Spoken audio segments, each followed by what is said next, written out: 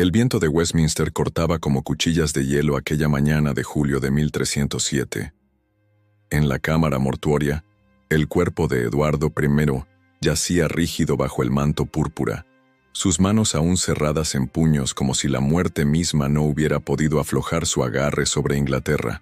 El martillo de los escoceses había caído al fin, pero su sombra permanecía erguida, más alta y oscura que las columnas de la abadía. Eduardo de Caernarfon observaba el cadáver de su padre desde el umbral. A sus 23 años, el príncipe, heredero, poseía la belleza andrógina de un arcángel caído, pómulos altos, labios carnosos que los cortesanos comparaban con pétalos de rosa damascena, y ojos del color del agua estancada en los fosos del castillo. Sus manos, largas y pálidas, jamás habían empuñado una espada con la sed de sangre que su progenitor exigía. Preferían las cuerdas del laúd, el tacto suave del terciopelo genovés, la piel tibia de Piers Gaveston. «Mi señor», susurró el obispo de Durham a su espalda, «Inglaterra aguarda su corona». Pero Eduardo no miraba al obispo. Sus ojos buscaban entre las sombras del corredor la figura esbelta de su amado Gascón. Gaveston esperaba en las penumbras, vestido de escarlata, como una herida abierta en la solemnidad del luto. Sus dedos jugaban con el medallón de oro que el príncipe le había regalado en secreto, grabado con las palabras que ningún cronista se atrevería a registrar. Mon âme, ma vie. La coronación fue un teatro de máscaras. Eduardo II recibió el óleo sagrado mientras su mente vagaba por los jardines de Langley, donde él y Piers habían compartido vino chipriota bajo las estrellas. Los varones lo observaban con ojos de lobo. Lancaster, Warwick, Pembroke, cada uno calculando cuánto tardaría este rey niño en desmoronarse. Isabel de Francia, la novia de 13 años importada como ganado reproductor, permanecía inmóvil, junto al trono.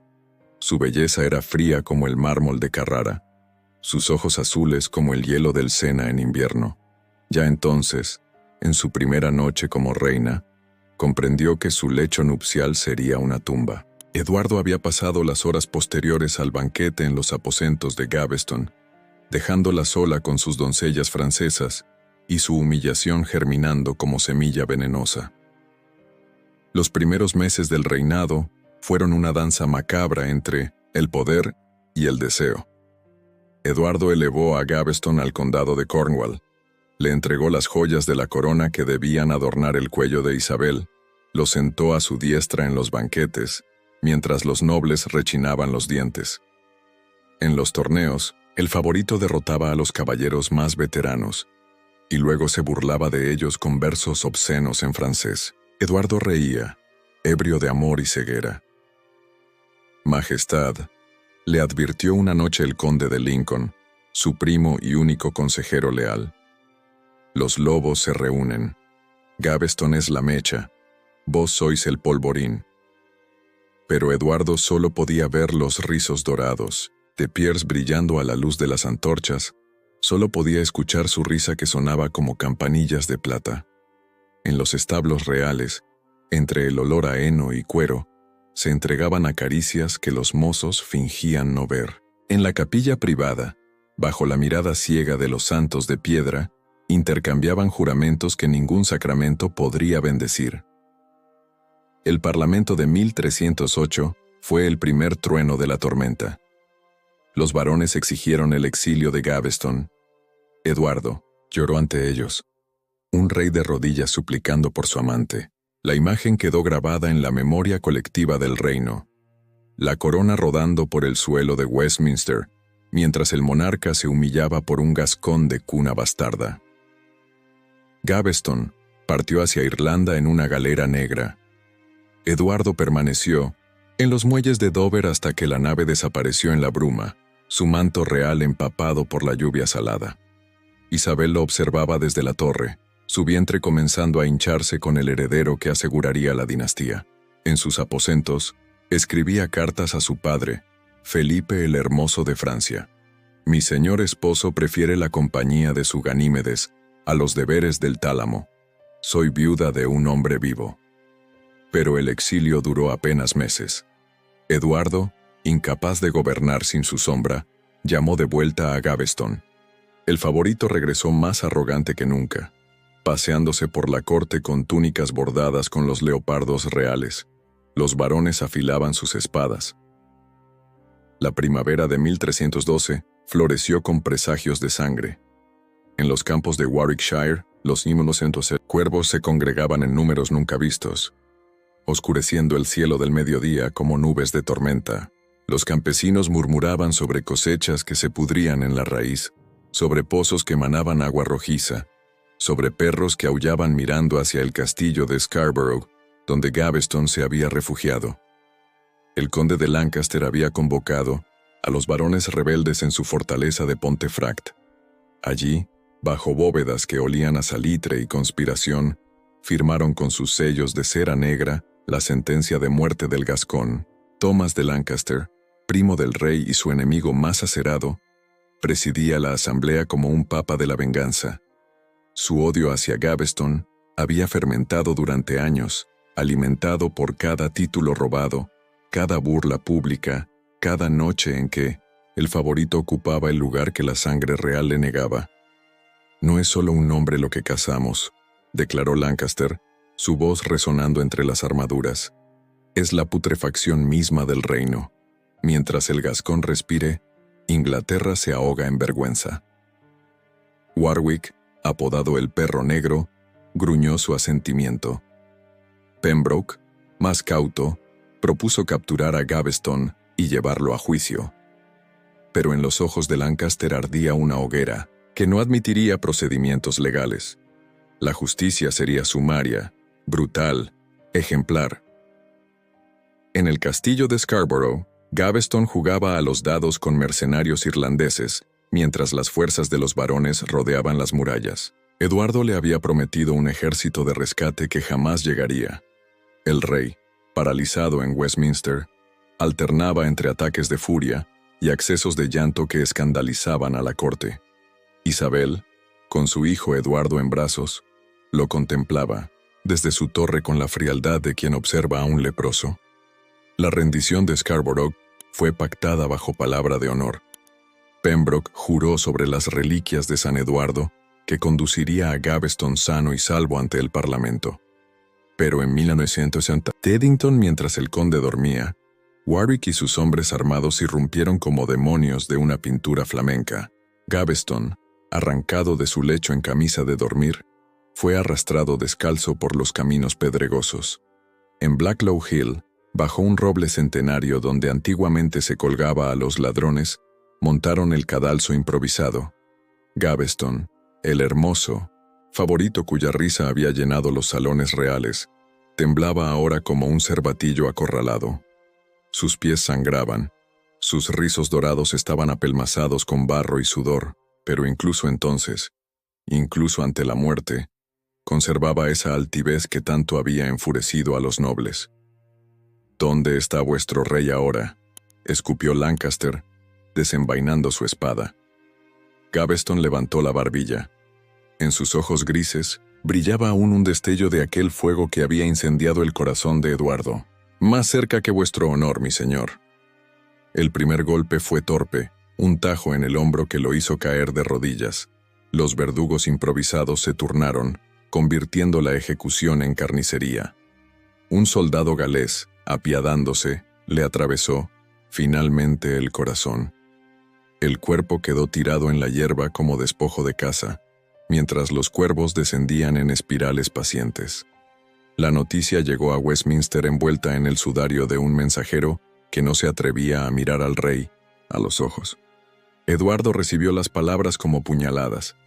Dicen los cronistas que su grito se escuchó hasta en los calabozos de la torre, que golpeó las paredes hasta que sus puños quedaron en carne viva, que maldijo a Dios y a todos sus santos por permitir que la luz de su vida se extinguiera. Durante 3 días, el rey se encerró en sus aposentos. Los cortesanos escuchaban el sonido de muebles destrozados, de copas estrellándose contra los muros. Cuando finalmente emergió, Eduardo II era un espectro de sí mismo. Sus ojos, antes vivaces, Miraban sin ver. Su hermoso rostro había adquirido la palidez cerúlea de los ahogados. El cuerpo de Gaveston permaneció insepulto durante meses, custodiado por frailes dominicos en Oxford. Los varones se negaban a permitir honras fúnebres para el favorito caído. Eduardo suplicó, negoció, amenazó. Finalmente, en una ceremonia nocturna y clandestina, Piers Gaveston fue enterrado en la capilla de los reyes en Langley. Eduardo mandó grabar en la lápida: «He aquí el lugar donde yace aquel a quien el rey amó». Isabel observaba todo desde sus aposentos, amamantando al pequeño príncipe. En sus cartas a Francia, escribía con tinta mezclada con hiel: «El rey llora a su sodomita como una viuda enlutada. Mientras tanto el reino se desmorona y los escoceses avanzan. Dios castiga a Inglaterra por los pecados de su soberano».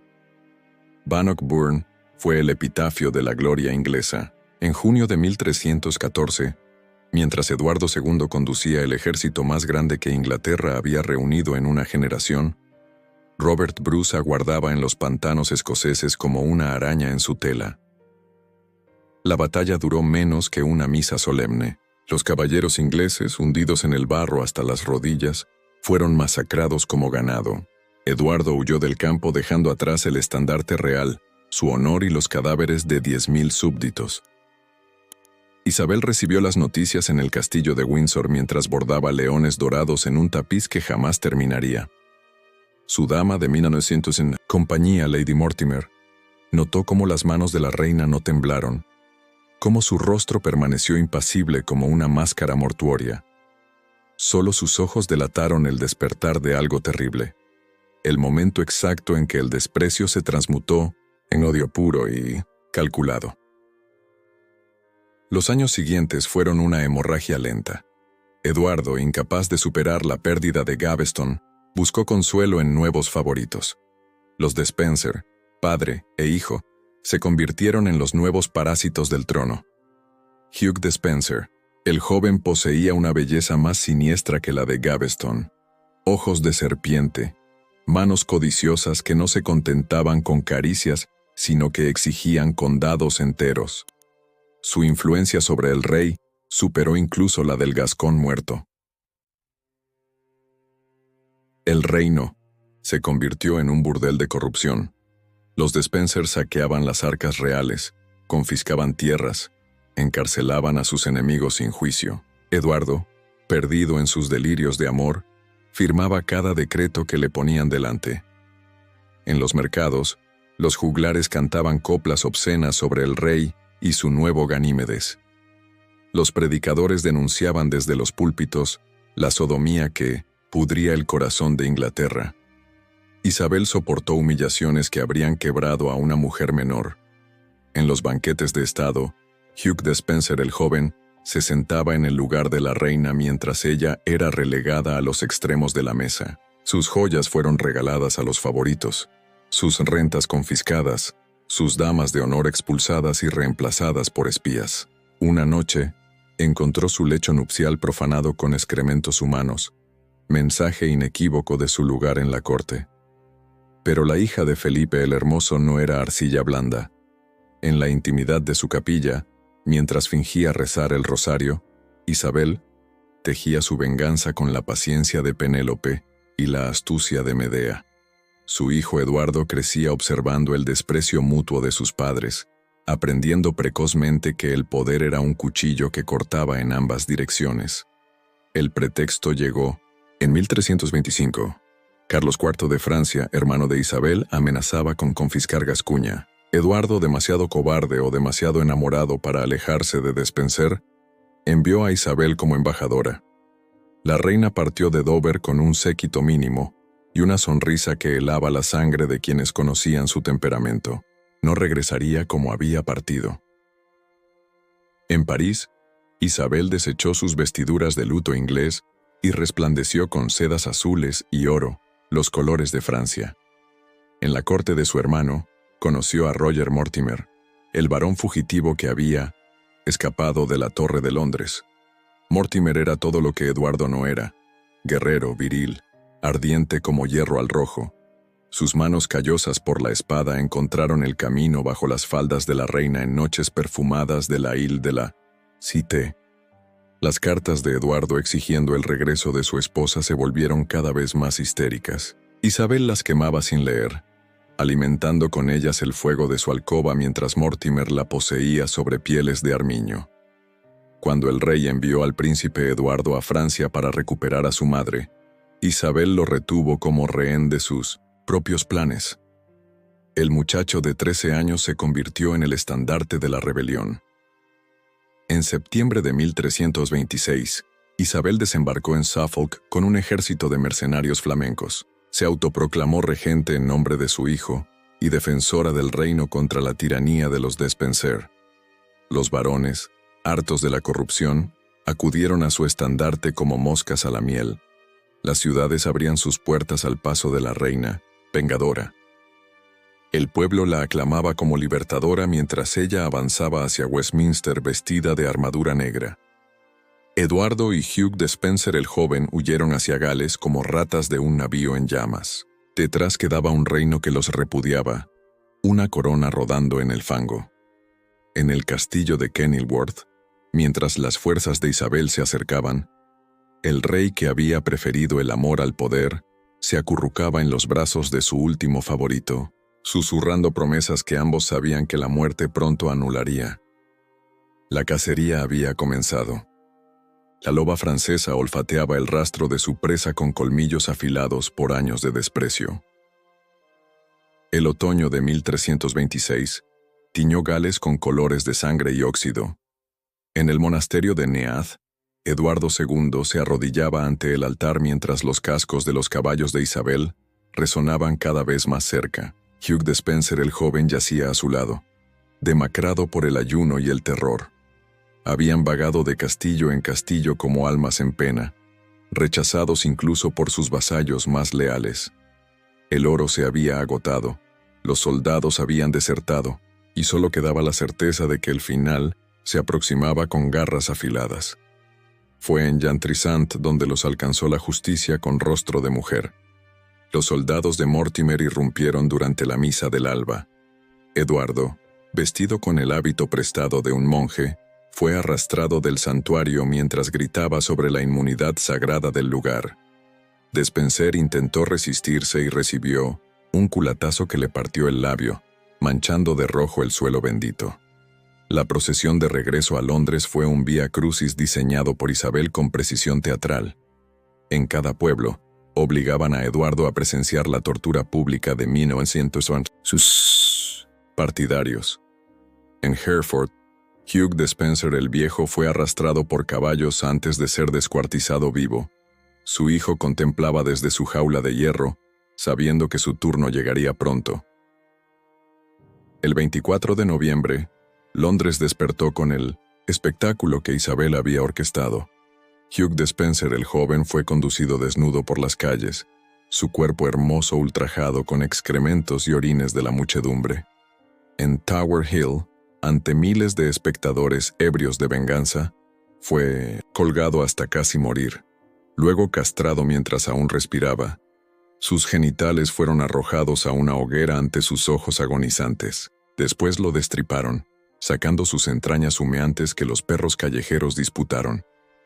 Finalmente, lo decapitaron y descuartizaron. Su cabeza fue clavada en el puente de Londres, mirando hacia el río donde tantas veces había navegado, en la barca real junto a Eduardo. El rey presenció todo desde una ventana de la torre, custodiado por guardias que le impedían apartar la vista. Dicen los testigos que no lloró, que no gritó.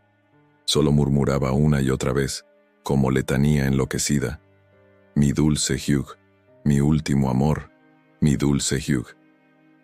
En enero de 1327, el Parlamento se reunió en Westminster para consumar el regicidio legal.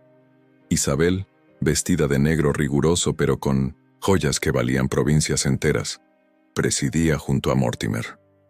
El príncipe Eduardo, de 14 años, permanecía silencioso entre ellos, un cordero entre lobos. Los cargos contra el rey fueron leídos por el obispo de Hereford: incompetencia, sodomía, tiranía, pérdida de Escocia, empobrecimiento del reino. Cuando llevaron a Eduardo ante la asamblea, muchos se sobresaltaron. El hermoso rey había envejecido 1 década en meses. Su cabello, antes dorado como el trigo maduro, colgaba gris y ralo. Sus ojos hundidos miraban sin ver, como pozos secos. Lo habían vestido con una túnica simple de penitente, sin insignias ni ornamentos. Parecía un mendigo, no un monarca. ¿Abdicaréis voluntariamente?, preguntó Mortimer, saboreando cada palabra. Eduardo levantó la vista hacia Isabel. Por un momento, en sus pupilas muertas brilló un destello de súplica. La reina lo contempló como se mira a un insecto antes de aplastarlo. No hubo piedad en su rostro de mármol francés. «Abdico», susurró Eduardo, y las palabras cayeron como piedras en un pozo sin fondo. Le arrancaron el anillo real del dedo, dejando una marca blanca en la carne. La corona fue colocada sobre la cabeza del príncipe, ahora Eduardo III, mientras los nobles gritaban, «¡Viva el rey!». El rey muerto en vida fue sacado por la puerta trasera como basura. Lo encerraron primero en Kenilworth, bajo la custodia del conde de Lancaster, pero incluso en cautiverio, Eduardo seguía siendo peligroso. Surgieron rumores de complots para liberarlo, de nobles secretamente leales, de ejércitos fantasmas reuniéndose en los bosques. Isabel no podía dormir imaginando a su esposo libre, reclamando su corona, reclamando venganza. En abril, lo trasladaron al castillo de Berkeley, una fortaleza húmeda y pestilente donde los prisioneros se pudrían vivos. Los carceleros, Thomas Gurney y John Maltravers, habían sido elegidos personalmente por Mortimer. Eran hombres sin piedad ni escrúpulos, verdugos con títulos de nobleza. Durante el viaje a Berkeley, intentaron quebrar su espíritu de 1000 formas, mezquinas. Lo afeitaron con agua de zanja, lo vistieron con harapos, lo coronaron con hierba seca en burla de su majestad perdida. Pero Eduardo, en su locura o su santidad, sonreía y murmuraba canciones de amor en francés antiguo. Hablaba con los fantasmas de Gaveston y de Spencer como si cabalgaran a su lado. En Berkeley lo arrojaron a una celda bajo el nivel del suelo, donde los desperdicios del castillo se filtraban por las paredes. El hedor era insoportable. Las ratas compartían su jergón de paja podrida. Solo una ventana minúscula, demasiado alta para alcanzar, recordaba que existía un mundo más allá de aquella tumba en vida. Septiembre llegó a Berkeley con lluvias torrenciales que convertían los fosos en lodazales pestilentes. En su celda subterránea, Eduardo II había dejado de contar los días. Su barba, enmarañada y sucia, le llegaba al pecho. Las uñas, largas como garras, se quebraban contra las piedras cuando en sus delirios intentaba cavar una salida hacia sus amores muertos. Los carceleros habían probado todo para matarlo discretamente. Le servían comida podrida, agua contaminada con heces, lo exponían a vapores tóxicos de los pozos negros. Pero el rey se aferraba a la vida con la tenacidad de los condenados. Su cuerpo, antaño mimado con aceites de Damasco y vinos de Burdeos, resistía como hierro forjado en el sufrimiento. Isabel enviaba mensajeros cada semana. Las órdenes, escritas en clave, eran cada vez más apremiantes. «El problema debe resolverse antes de la fiesta de San Miguel», escribió en su última misiva. «La paciencia del reino se agota». Entre líneas se leía la verdad. Mientras Eduardo respirara, ella no podría dormir tranquila. La noche del 21 de septiembre era negra como boca de lobo. Los truenos sacudían los cimientos del castillo mientras Gurney y Maltravers descendían a las mazmorras acompañados por 3 hombres encapuchados. Llevaban antorchas que proyectaban sombras danzantes en los muros mohosos y un brasero donde las ascuas brillaban como ojos demoníacos. Eduardo dormía en su jergón, abrazado a sí mismo como un niño. En sus sueños, Gaveston le cantaba baladas provenzales mientras Despenser trenzaba coronas de laurel para su frente. Despertó cuando las manos brutales lo aferraron, cuando el peso de los cuerpos lo inmovilizó contra la piedra fría. «Majestad», susurró Maltravers con falsa cortesía. «Hemos venido a administrar vuestra medicina final». Lo que siguió fue extraído de los infiernos más profundos del Dante. Le taparon la boca con trapos empapados en vinagre para ahogar los gritos. Lo voltearon sobre el vientre mientras manos expertas en tortura preparaban el instrumento. El atizador de hierro, calentado al rojo blanco en las brasas, brillaba en la oscuridad como la espada de un arcángel caído. Un cuerno de vaca fue introducido primero, para no dejar marcas externas. Luego, el hierro candente penetró las entrañas reales con la lentitud calculada del suplicio perfecto. El cuerpo de Eduardo se arqueó en un espasmo sobrehumano. Sus ojos, desorbitados, reflejaban todo el horror que un ser humano puede experimentar antes de que la muerte sea misericordia. Los gritos, aunque amortiguados, atravesaron las piedras. En el patio del castillo, los sirvientes se santiguaban y murmuraban plegarias. Los perros aullaban como si presintieran que algo abominable profanaba la noche. Un monje que velaba en la capilla juraría después que las velas se apagaron todas, a la vez y que un viento gélido recorrió la nave oliendo a azufre y carne quemada. Eduardo II de Inglaterra murió con los intestinos carbonizados, el ano cauterizado, las entrañas convertidas en ceniza. Su cuerpo fue exhibido a los embalsamadores con el rostro compuesto en una mueca de serenidad forzada. Muerte natural, dictaminaron los médicos sobornados. El corazón cedió por la pena. Lo enterraron en la catedral de Gloucester con pompas mínimas. Isabel no asistió. Mortimer brindó con vino del Rin esa noche mientras la reina, en sus aposentos, se bañaba en agua perfumada con pétalos de rosa como si pudiera lavar la sangre, invisible de sus manos. Pero los muertos mal enterrados no descansan. Comenzaron los rumores, los susurros en las tabernas, las apariciones. Un ermitaño en Italia juraba ser Eduardo II, escapado milagrosamente. Peregrinos afirmaban ver su espectro en Berkeley, vagando por los pasillos con las entrañas humeantes.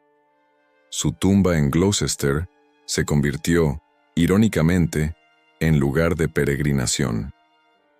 Los enfermos del amor prohibido, los sodomitas perseguidos, los amantes desesperados acudían a rezar al rey mártir que había preferido morir antes que renunciar a su corazón. Eduardo III, ya hombre, haría ejecutar a Mortimer y encerraría a su madre en un dorado cautiverio hasta su muerte. Pero nunca investigó el asesinato de su padre. Algunas verdades son demasiado terribles incluso para los reyes. En los anales secretos de Berkeley, un monje copista añadió una nota al margen del registro de defunciones. Eduardus secundus Rex Anglia, oxisus ferro ignito per annum. Eduardo II, rey de Inglaterra, asesinado con hierro candente por el ano. La historia oficial lo silenció. Los cronistas cortesanos hablaron de muerte natural, de corazón débil, de pena inconsolable. Pero en las noches de tormenta, cuando el viento aúlla entre las almenas de Berkeley, los guardias juran escuchar todavía el eco de aquel grito último, aquel alarido que no fue del todo humano ni del todo bestial, el grito de un rey convertido en ofrenda, de un hombre transformado en advertencia, de un amor castigado con hierro fundido en las entrañas. Porque el poder no perdona a quienes aman más que reinan. Y la historia, esa puta vestida de dama, solo recuerda a los reyes que supieron elegir la corona antes que el corazón.